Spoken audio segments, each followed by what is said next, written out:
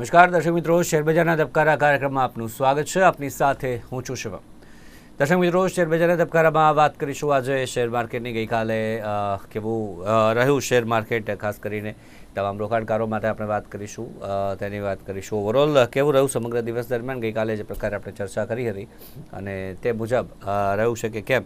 ગઈકાલે આપણે વાત કરીએ તો બેન્કિંગ અને જે ઓટો ટ્રેડ્સમાં ઉછાળો ગઈકાલે જોવા મળ્યો. નિફ્ટીની વાત કરીએ 128 પોઈન્ટનો ઉછાળો અને 22,957ના સ્તરે બંધ રહ્યો હતો.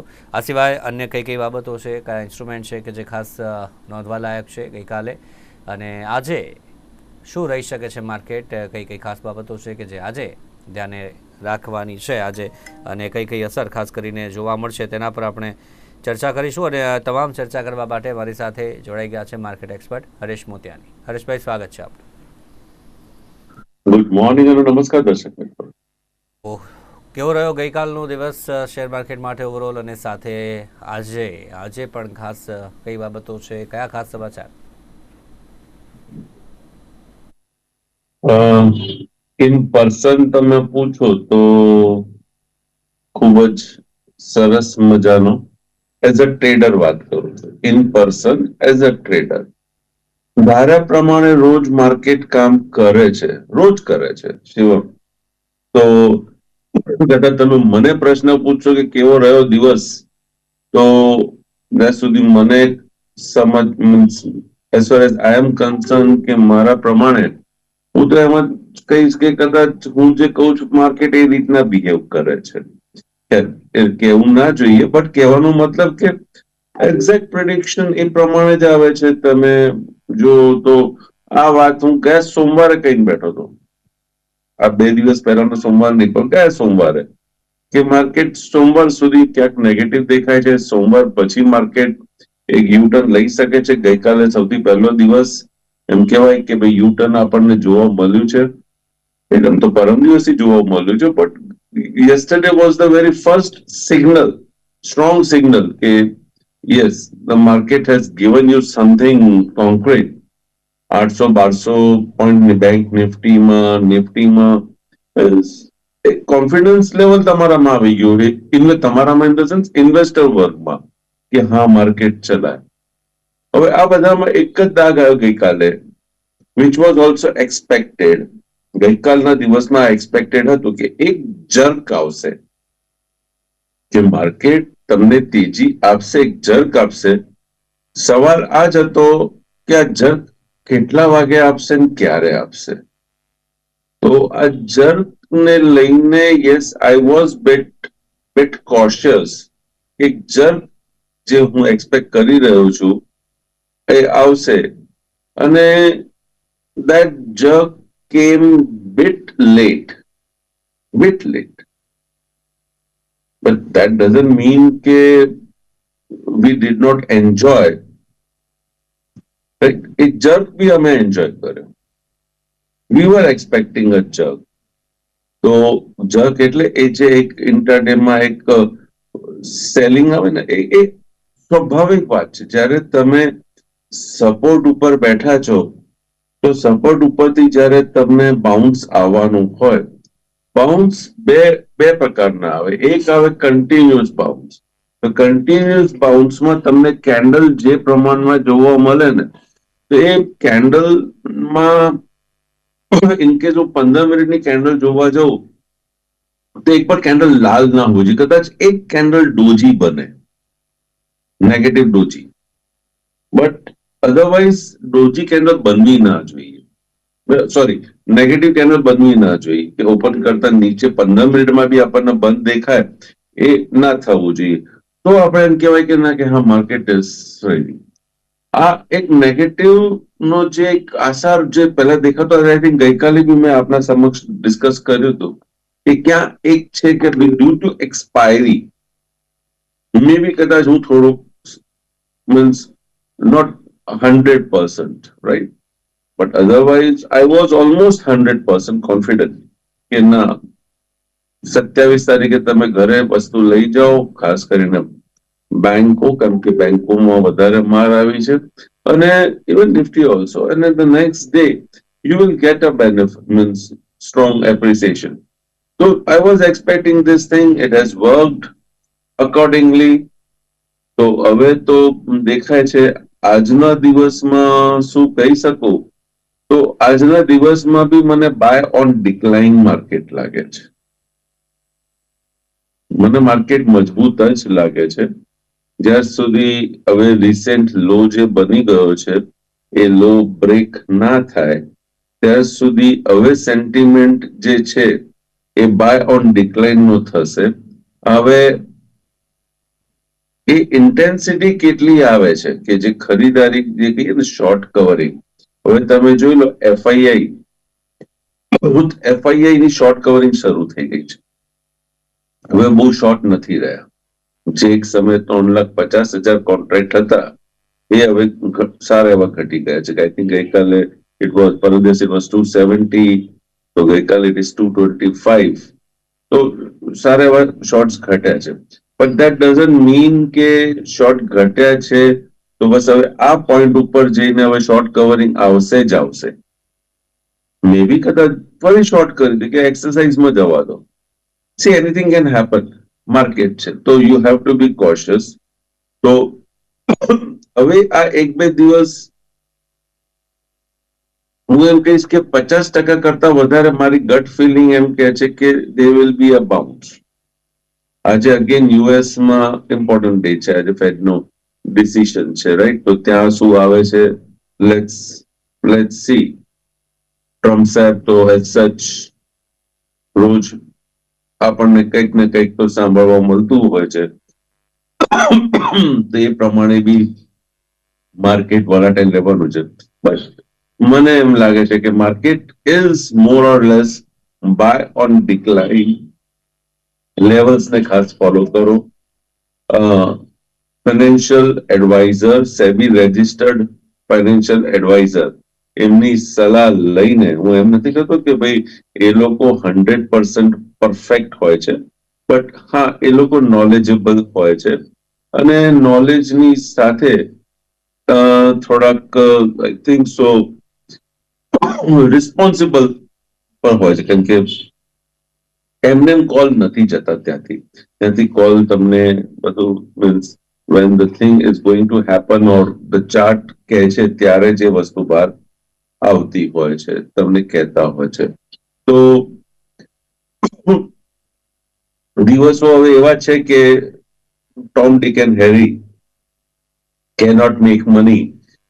તમારે સલાહ લઈને અને વ્યવસ્થિત ગુરુની સલાહ લઈને તમારે આગળ વધવાની જરૂર છે.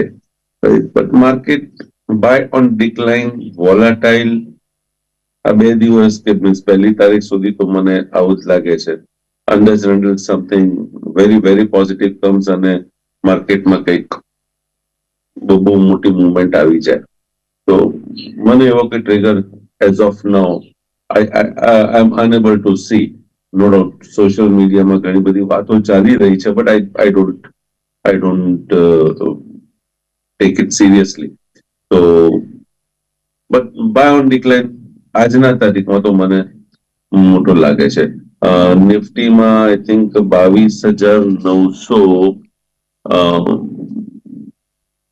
કદી કન્ફર્મ કરલો મારો લેવલ શું છે.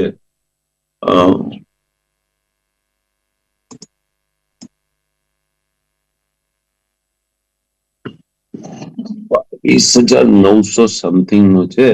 922, 22,922 આ એક સ્પોટમાં અગત્યનો લેવલ છે.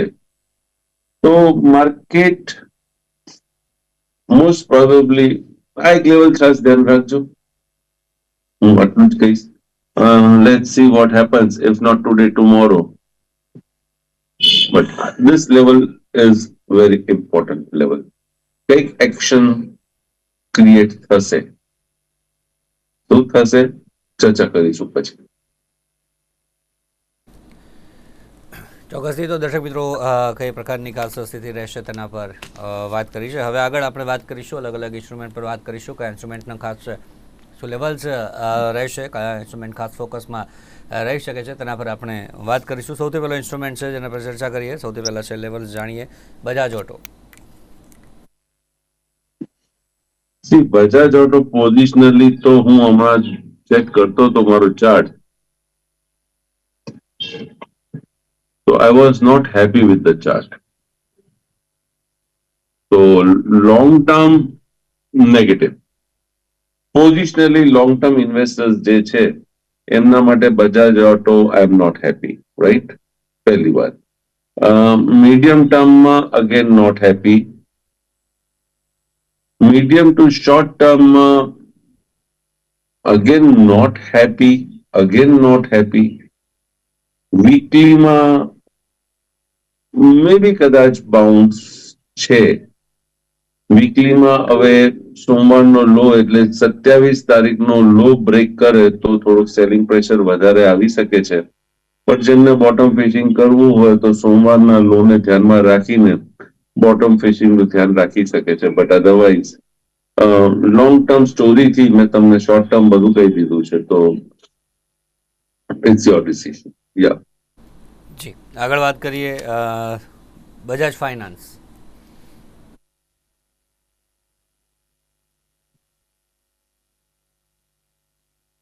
Bajaj finance look strong, strong છે, પણ અહીંયા નડતર આવી રહ્યું છે 8,039, 8039.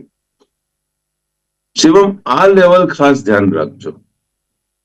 અને આ લેવલ ફક્ત આજ માટે નથી, આ ફૂલ ક્વાર્ટર માટે છે, 3 મહિના માટેનું તમને લેવલ આપી દઉં છું. 8039, જેમ વચ્ચે તમને કદાચ યાદ હોય દર્શક મિત્રો, ઇન્ફોસિસ માટે હું આપને એક લેવલ આપતો હતો, 1912.45. એ તમારી લક્ષ્મણ રેખા હતી, રાઈટ? એ રીતે બજાજ ફાઇનાન્સમાં આ લક્ષ્મણ રેખા છે 8039. આ નોંધી લેજો. આ લેવલ માર્ચ 31 તારીખ સુધી લખી લેજો કે આ લેવલની ઉપર જાય તો મારે તેજી કરવાની છે. પોઝિશનલી ડીમેટમાં રાખવાનું છે, એમ નથી કે ઓન ધ લોઅર લેવલ હું નહીં રાખું, પણ લોઅર લેવલમાં મને સિગ્નલ મળશે તો યસ, બટ 8039 ની ઉપર યસ આઈ એમ કોન્ફિડન્ટ. અને એવું બી પોસિબલ છે કે 8039 શું 8,100, 8,200, 8,400 બી જતો રહે આ ઇન્સ્ટ્રુમેન્ટ, તો થોડુંક અલગ પ્રકારનો છે કે જતો રહે ને પછી તમને 31 માર્ચે ફરી પાછું 8039 ની નીચે બંધ આપી દે, એ પણ પોસિબલ છે. તો આ ઇન્સ્ટ્રુમેન્ટને શિવમ 8039 ની ઉપર જેમ જાય ને તમારે હેજ કરીને રમવાનું છે. તમે આ ઇન્સ્ટ્રુમેન્ટને સોલો મીન્સ નેકેડ ઇક્વિટીમાં કે ફ્યુચરમાં, સોરી નો, પછી ઇન્ટરડેમાં તમે રમો that is a different story. તો ઇન્ટરડેમાં આ એક અલગ થઈ જશે. જ્યાં સુધી 8039, જ્યાં સુધી 8039 ની ઉપર છે તો it will be like buy on decline. 8039 ની નીચે છે તો it will be sell on decline. ઇન્ટરડેમાં 1 અવર સ્ટ્રેટેજી. આ બધી વસ્તુ તમારે ખાસ ધ્યાન રાખીને આમાં તમારે કામ કરવાની જરૂર છે. તો 8039 એક રિક્વેસ્ટ છે, અવારનવાર તમને કહું છું, જેથી બધાના જહેનમાં દિમાગમાં આ ઇન્સ્ટ્રુમેન્ટ બેસી જાય. 9 જે લેવલ ખાસ જે બજાજ ફાઇનાન્સની વાત કરી અત્યારે, એ કોલર જોડાયા છે. હલો, કટ થઈ ગયો છે. આગળ વાત કરીએ next instrument Coal India.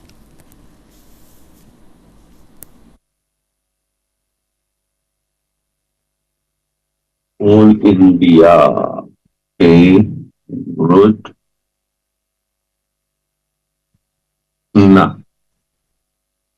પોઝિશનલી long term investor વર્ગ જે છે આ ઇન્સ્ટ્રુમેન્ટ એમના માટે એઝ ઓફ નાવ નથી.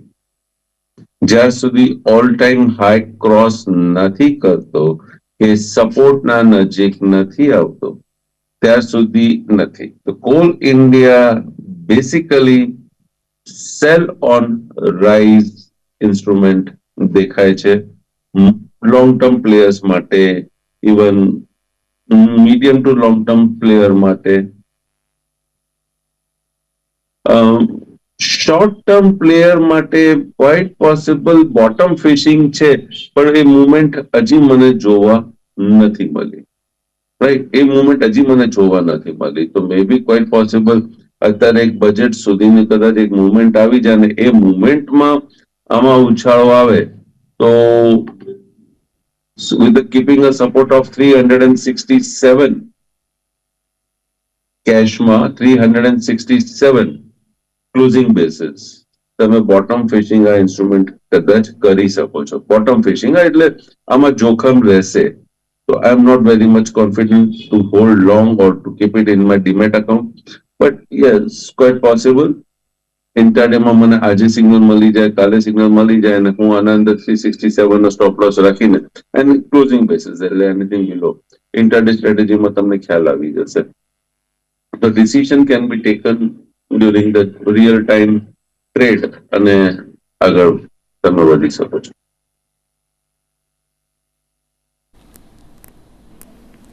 Hello hello. જી, આપનો સવાલ જણાવશો. હા, મારી પાસે આઈએફસીઆઈ અને ફેડરલ બેંક પડ્યા છે, તેમાં શું કરવું? સાહેબને પૂછી લો ને. આઈએફસીઆઈ અને ફેડરલ બેંક. જી, આઈએફસીઆઈ અને ફેડરલ બેંક તેમની પાસે પડ્યા છે, તો શું કરે આગળ? હું ચાર્ટ નથી જોઈ રહ્યો. તેમનો પ્રશ્ન હું એમને જવાબ આપી દઈશ. ફાઇનાન્શિયલ્સ, એનબીએફસીસ, મને એવું લાગે છે કે બોટમ બની ગયું છે. મને એવું લાગે છે બોટમ બની ગયું છે. જ્યાં સુધી હવે આ લો નહીં તૂટે, 2 દિવસ જે લો બન્યો છે અને માર્કેટનું સેન્ટિમેન્ટ ખરાબ નહીં થાય ત્યાં સુધી તમે હોલ્ડ કરો. જે રાઇઝ આવે છે મે બી બજેટમાં આરબીઆઈ પોલિસી સુધી, મને રાઇઝ બજેટ અને આરબીઆઈ પોલિસી સુધી મેક્સ ત્યાં સુધી મને દેખાય છે. ત્યાં જઈને હું કોશિયસ થઈ જઈશ. તો આ એ દિવસ મીન્સ જો રાઇઝ આવે છે તો આજે રાઈટ, તો તમે થોડું કોશિયસ રહેજો અને કોશિયસલી તમે લોંગ ઉપર જ રહો. જી, એક અન્ય કોલર જોડાયા છે. હેલો. મારી પાસે એનએમડીસી પડ્યા છે 110 ના ભાવના અને લોંગ ટર્મ થી કેટલાય વર્ષોથી પડ્યા છે, હજી 5 વર્ષ ઉભા રહી શકીએ, શું કરાય? જી, લોંગ ટર્મ પડ્યા છે તેમની પાસે એનએમડીસી, હજી પણ ઉભા રહી શકે છે, તો શું કરે? 110 ના ભાવના પડ્યા છે. બીજા એક્યુમ્યુલેટ કરીને ઉભા રહો. જી, આગળ વાત કરીએ ઇન્સ્ટ્રુમેન્ટ પર. લ્યુપિન.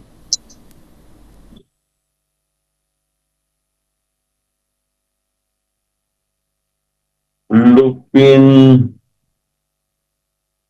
ચાર્ટ ઉપર તો મને મજા નથી આવતી મજા. લુપિનમાં મને હવે next available target is around 1960 to 1970, ત્યાં સુધી આવી શકે છે એવી સંભાવના દેખાય છે. જી, એ કોલર જોડા છે અન્ય. હેલો. મને બેંક નિફ્ટીના આજના લેવલ અને વેદાંતાના આજના લેવલ. બેંક નિફ્ટી અને વેદાંતાના આજના લેવલ. જો પહેલા તો વાત કરું કે બેંક નિફ્ટીના આજના લેવલ તમે ટ્રેડ કરી શકતા હો તો કરજો, કારણ કે 1200 પોઈન્ટની મુવમેન્ટ તમને એક દિવસમાં જોવા મળે ને પછી તમે કઈ રીતના એને ટ્રેડ કરવાના છો મને જરા શીખવાડજો કે તમે કઈ રીતના આ ઇન્સ્ટ્રુમેન્ટને ટ્રેડ કરશો. 48,828.90 નો બંધ છે. 48,820 આ અગત્યનું લેવલ છે. હવે ટેકનિકલી પીવોટ પોઈન્ટ્સમાં જે નીકળે છે તો 48,820 ની નીચે ટ્રેડ કરે તો 48,426. હવે જ્યાર સુધી 48,426 બ્રેક નથી કરતું ત્યાં સુધી તો હું મંદીની સલાહ નથી આપવાનું એઝ અ ટેકનિકલ. તમે કયા સ્ટડીથી કરો છો એટલે હું તમને પ્રશ્ન પૂછું છું. તો સપોર્ટ 48,426 નો છે, 400 નો લઈ શકો છો રાઉન્ડ ફિગરમાં. અને ઇન કેસ 48,820 ની ઉપર ટ્રેડ કરે છે means if it trades positive ગ્રીનમાં છે તો આપણને રેઝિસ્ટન્સ 49,222 એટલે આપણે 200 લઈએ, 200-250 ત્યાં સુધી. હવે શિવમ, હું કોઈને એમ સલાહ આપું, બેસિકલી ટેકનિકલી આનો કોલ આ રીતના નીકળે કે bank Nifty if trades above 48,020 or if it trades above in green, keep your stop loss 48,400. તો તમે 48,830 ઉપર જો તમે ટ્રેડ કરો, means if it trades above 48,830, buy with stop loss 48,400. આ કોલ કેવો રહેશે? 400 पॉइंट के स्टॉप लॉस में इंट्राडे कैसे काम करने का? तो समटाइम्स જ્યારે આવી મોટી મૂવમેન્ટ હોય, ઇટ બીકમ્સ વેરી ડિફિકલ્ટ. એમને લેવલ્સ માંગ્યા છે, મેં આપી દીધા છે. આનો લેવલ બેસિકલી ઇન્ટ્રાડે માં નીકળે વધારે વ્યવસ્થિત. આના અંદર તમારે કોશિયસ અપ્રોચ સાથે ઇન્ટ્રાડે માં, ત્યારે એ જે ટાઈમિંગમાં જે મૂવમેન્ટ આવી જાય ને એને બાજુ ગઈકાલનો આખો મીન્સ ઓપન હાઈ લો અને આજના ઇન્ટરડેમાં જે ટાઈમ ફ્રેમમાં તમારે જોવાનું છે, ટાઈમ ફ્રેમનો તમે કેલ્ક્યુલેટ કરીને પછી જે લેવલ નીકળે ને, એ લેવલ ખૂબ જ અગત્યનો થઈ જતો હોય છે. જોડાયા છે. હેલો આઈસીઆઈસી બેંકના આજના લેવલ આપશો? જી, આઈસીઆઈસીઆઈ બેંકના આજના લેવલ.